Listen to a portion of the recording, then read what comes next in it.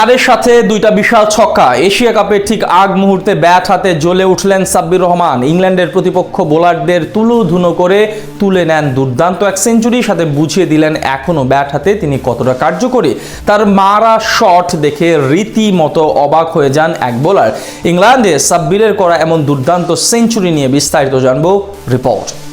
সামনেই বাংলাদেশ দলের জন্য অপেক্ষা করছে টি-20 এশিয়া কাপ। ঠিক তার আগ মুহূর্তে সাব্বির রহমানের ভক্তরা সরব হয়েছিলেন তাদের প্রিয় তারকাকে দলে ফেরাতে। যদিও গত ডিপিএলে 50 ওভারের ম্যাচগুলোতে আহামরি কিছু করতে পারেননি তিনি, তবে ইংল্যান্ডের স্থানীয় লিগে এবার ব্যাট হাতে ঝড় তুললেন এই পাওয়ার হিটার। প্রতিপক্ষ বোলারদের তুলোধুনো করে তুলে নিলেন দুর্দান্ত এক শতক, সাথে চোখ ধাঁধানো সব শট খেলে অবাক করলেন দর্শকদের। এই যাবৎকালে দেশের ইতিহাসে টি-20 ফরম্যাটে অন্যতম বড় প্রতিভা হিসেবে আগমন ঘটেছিল সাব্বিরের। স্বল্প সময়ে ভক্তদের আস্থা অর্জন করে নেন ডানহাতি এই ব্যাটার। তবে অপার সম্ভাবনা এবং সামর্থ্য নিয়ে 22 গজে পদার্পণ করলেও সময়ের সাথে সাথে উন্নতির বদলে নিজের অবনতির দিকেই নজর ছিল তার। 2017 সালে সাব্বিরের খেলা দেখে ওজি কিংবদন্তি স্পিনার নাথান লায়ন তাকে সম্বোধন করেন বাংলার বিরাট কোহলি নামে, কিন্তু অকালে স্বল্প সময়ের ব্যবধানে হারিয়ে যান তিনি।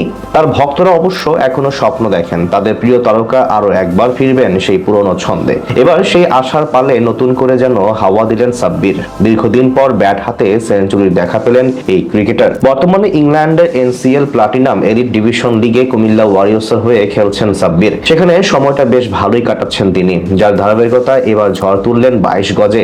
এদিন জিএনজি সানডের বিপক্ষে আগে ব্যাট করতে নামে তার দল। মাত্র 53 রানে 3 উইকেট হারিয়ে বেশ ভালোই বিপদে পড়েছিল কুমিল্লা। সেখান থেকে হাল ধরেন সাব্বির রহমান। শুরুতে কিছুটা ধীরগতির হলেও সময়ের সাথে সাথে পাল্লা দিয়ে আক্রমণাত্মক হতে থাকেন তিনি। পুরো ইনিংসে 12টি চারের সাথে 2টি দৃষ্টিনন্দন ছক্কা আসে তার ব্যাট থেকে। শেষ পর্যন্ত 93 বলে 107 রানের দুর্দান্ত ইনিংস খেলে অপরাজিত থেকে মাঠ ছাড়েন এই পাওয়ার হিটার, যার সুবাদে নির্ধারিত 40 ওভার শেষে তার দল পুঁজি পায় 257 রানের। পুরো ম্যাচে বেশ কয়েকটি নিখুঁত শট খেলেন তিনি, যা দেখে অবাক হন প্রতিপক্ষ বোলাররাও। এর আগে গত বিপিএলে ব্যাট হাতে নিজের সেরাটা দিয়ে দীর্ঘদিন পর আলোচনায় আসেন সাব্বির। শাকিব খানের মালিকানাধীন ঢাকা ক্যাপিটালসের জার্সি গায়ে ব্যাট হাতে প্রায় 160 স্ট্রাইক রেটে মাত্র 9 ইনিংসে 189 রান করেছেন তিনি, যেখানে ব্যাটিং গড় ছিল ইনিংস প্রতি 31.50। এছাড়া আসরে একটি 82 রানের রেকর্ড গড়া নক খেলার পাশাপাশি ছক্কা মেরেছেন সর্বমোট 18টি।